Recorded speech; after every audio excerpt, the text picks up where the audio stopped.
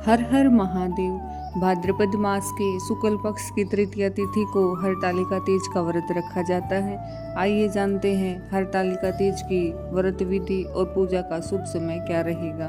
हरतालिका तीज का व्रत अखंड सौभाग्य की प्राप्ति के लिए सुहागन महिलाएं रखती हैं। हर वर्ष भाद्रपद मास के शुक्ल पक्ष की तृतीया तिथि को हरतालिका तीज का व्रत रखा जाता है। इस दिन भगवान शिव और माता पार्वती की विधिवत पूजा करने का विशेष महत्व है। धार्मिक मान्यता है कि इस व्रत को पूरे नियमों के साथ निर्जला रखकर करने से सुख समृद्धि, संतान प्राप्ति और दाम्पत्य जीवन में सुख शांति का आशीर्वाद मिलता है। वहीं अविवाहित या कुंवारी कन्याएं भी मनचाहा जीवन साथी पाने की कामना से यह व्रत कर सकती है।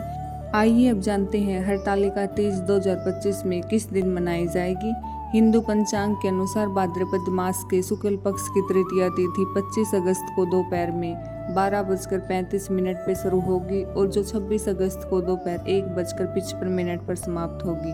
उदया तिथि के अनुसार हरतालिका तीज का व्रत 26 अगस्त 2025 को मंगलवार के दिन रखा जाएगा। हरतालिका तीज की पूजा के लिए आपको 2 घंटे 35 मिनट का वक्त मिलेगा और इस दिन सुबह 5:56 से सुबह 8:31 तक यह शुभ समय रहेगा। आप इसी शुभ समय में आप पूजा पाठ करें जिससे आपको शुभ फल की प्राप्ति होगी। आइए अब जानते हैं हरतालिका तीज 2025 की संपूर्ण सामग्री आपको क्या क्या करना है और किस किस सामान की आपको जरूरत होगी।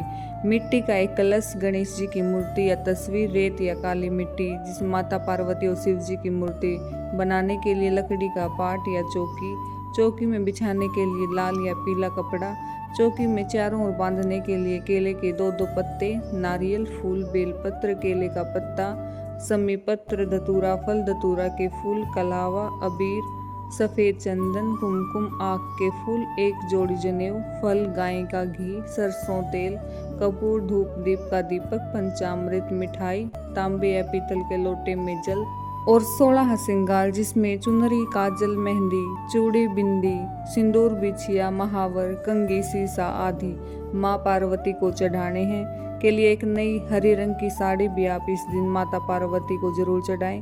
शिव जी और गणेश जी को वस्त्र चढ़ाएं। पूरी श्रद्धा और निष्ठा भाव से आप इस दिन इस व्रत को रखें जिससे आपको शुभ फल प्राप्त होगा और आपके सारे मनोरथ सिद्ध हो जाएंगे। भगवान शिव और माता पार्वती की विशेष कृपा आप पर होगी। आइए अब जानते हैं हरतालिका तीज के दिन किस प्रकार पूजा अर्चना की जाती है। जो महिलाएं इस दिन व्रत रखती हैं वे हरतालिका तीज के दिन सूर्योदय से पहले उठकर स्नान करके स्वयं को शुद्ध करें। उसके बाद हाथों में फूल और अक्षत लेकर उमा महेश्वर सायुज्य सिद्धिये हरतालिका व्रतमहम करिष्ये मंत्र उच्चारण के साथ व्रत का आप संकल्प लें और भगवान शिव व माता पार्वती की विधिवत पूजा अर्चना करें। इस दिन महिलाएं निर्जला व्रत रखती हैं और शाम को प्रदोष काल में विशेष पूजा की तैयारी करती हैं। उसके लिए मिट्टी से शिव पार्वती की मूर्तियां बनाकर उन्हें केले और आम के पत्तों से सजी चौकी पर स्थापित करें। पूजा आरंभ करते समय पहले माता पार्वती को ओम उमाय पार्वती जगदात्री जगत प्रतिष्ठाय शांति रूपणे शिवाय ब्रह्म रूपणे नमः मंत्र जप के साथ इनको स्थापित करें। फिर शिव जी का मंत्र करें। जल में आचमन कर पूजा शुरू की जाती है। इसमें माता पार्वती को फूल, माला, सिंदूर, कुमकुम और 16 श्रृंगार अर्पित किए जाते हैं। वहीं भगवान शिव को बेलपत्र, सफेद चंदन, धतूरा, आक का फूल, वस्त्र और मालाएं अर्पित की जाती हैं। उसके बाद आप भोग लगाएं। घी का दीपक और धूप जलाकर शिव पार्वती मंत्र, चालीसा या हरतालिका व्रत कथा का पाठ कर आरती की जाती है। पूजा के अंत में माता पार्वती को सिंदूर अर्पित किया जाता है जिससे महिलाएं अपने मांग में भर सकती हैं। रात भर जागरण करने के बाद अगले दिन पूजा पाठ कर व्रत का पारण किया जाता है और शिव पार्वती की मूर्तियों का जल में विसर्जन कर व्रत पूर्ण किया जाता है। आप इस दौरान पूरे श्रद्धा और निष्ठा पूर्ण भाव से इस दिन इस व्रत को करने से आपके सारे मनोरथ सिद्ध हो जाएंगे और भगवान शिव और माता पार्वती की विशेष कृपा आप पर होगी। आपके घर में सुख, समृद्धि और शांति का वास होगा। इस दिन आप अपनी क्षमता के अनुसार दान दक्षिणा गरीब और जरूरतमंदों को जरूर करें जिससे आपको शुभ फल की प्राप्ति होगी और आपका घर खुशहाली से भरा रहेगा। इस साल हरतालिका तीज का व्रत 26 अगस्त को रखा जाएगा और इस साल हस्त नक्षत्र में हरतालिका तीज रहेगी। इस दिन सुबह 6 बजे से हस्त नक्षत्र रहेगा, जिसमें माता पार्वती और भगवान शिव की मिट्टी की मूर्ति बनाकर पूजा अर्चना की जाती है। आइए अब हरतालिका तीज की व्रत कथा के बारे में जानते हैं। इसकी कैसे शुरुआत हुई, इसके पीछे क्या पौराणिक कथा है। भगवान शिव की भूमि कैलाश पर्वत पर विशाल वट वृक्ष के नीचे भगवान शिव और माता पार्वती अपने सभी गणों के साथ विराजमान थे।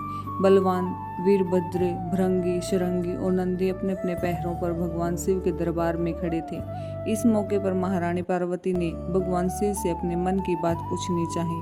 उन्होंने दोनों हाथ जोड़कर कहा कि हे महेश्वर, मेरे बड़े सौभाग्य हैं जो मैंने आप जैसा पति पाया। क्या मैं जान सकती हूँ कि मैंने वह कौन सा पुण्य किया? आप अंतर्यामी हैं, मुझ दासी को बताने की कृपा करें। महारानी पार्वती की ऐसी प्रार्थना सुन भगवान शंकर बोले, तुमने अति उत्तम पुण्य का संग्रह किया था, जिसकी वजह से तुमने मुझे प्राप्त किया है। वह अति गुप्त व्रत है, लेकिन मैं तुम्हें बताता हूँ। वह व्रत भाद्रपद माह के शुक्ल पक्ष के तीज के नाम से प्रसिद्ध है। यह व्रत ऐसा है, तारों में चंद्रमा, नवग्रह में सूर्य, वर्णों में ब्राह्मण, देवताओं में गंगा, पुराणों में महाभारत, वेदों में श्याम, इंद्रियों में मन होता है, इतना श्रेष्ठ है। उन्होंने बताया कि जो तीज व्रत हस्त नक्षत्र के दिन पड़े तो वह बहुत पुण्यदायी माना जाता है। ऐसा सुनकर पार्वती जी यह सुनने की इच्छा और भी बढ़ गई। वह बोली, मैंने कब और कैसे तीज का व्रत किया है, विस्तार से सुनने की इच्छा रखती हूँ। इतना सुनते ही शंकर जी बोले, भाग्यवान, उमा भारतवर्ष के उत्तर में हिमालय श्रेष्ठ पर्वत है, उसके राजा हिमालय हैं। वही तुम भाग्यवती रानी से पैदा हुई थी। तुमने बाल्यकाल से ही मेरी आराधना शुरू कर दी। कुछ उम्र बढ़ने पर तुमने अपनी सखियों के साथ जाकर हिमालय की गुफाओं में मुझे पाने के लिए तप किया। तुमने गर्मी में बाहर चट्टानों में आसन लगाकर तप किया, बारिश में बाहर पानी में तप किया, सर्दी में पानी में खड़े होकर मेरा ध्यान करने लगी। तुमने इस दौरान वायु सूंघी, पेड़ों के पत्ते खाए और तुम्हारा शरीर बहुत कमजोर हो गया। ऐसी हालत देखकर महाराज हिमालय को बहुत चिंता हुई। वे तुम्हारे विवाह के लिए चिंता करने लगे। इसी मौके पर नारद देव आए। राजा ने उनका स्वागत किया और उनके आने का कारण पूछा। तब नारद जी ने कहा, राजन, मैं भगवान विष्णु की तरफ से आया हूँ। मैं चाहता हूँ कि आपकी सुंदर कन्या का को योग्य वर प्राप्त हो। सो बैकुंठ निवासी भगवान विष्णु ने आपकी कन्या का वरण स्वीकार किया है। क्या आपको स्वीकार है? राजा हिमालय ने कहा, महाराज, मेरा सौभाग्य है जो मेरी कन्या को विष्णु जी ने स्वीकार किया और मैं अवश्य ही उन्हें अपनी कन्या उमा का कन्यादान करूंगा। यह सुनिश्चित हो जाने पर नारद जी बैकुंठ चले गए और भगवान विष्णु से उनके विवाह का पूर्ण होना सुनाया। यह सुनकर तुम्हें बहुत दुख हुआ और तुम अपनी सखी के पास पहुंचकर विलाप करने लगी। तुम्हारा विलाप देखकर सखी ने तुम्हारी इच्छा जानकर कहा, देवी, मैं तुम्हें ऐसी गुफा में तपस्या के लिए लेके चलूंगी जहां महाराज हिमालय भी नहीं पहुंच सकेंगे। ऐसा कहकर उमा सहेली के साथ हिमालय की गहन गुफाओं में विलीन हो गई।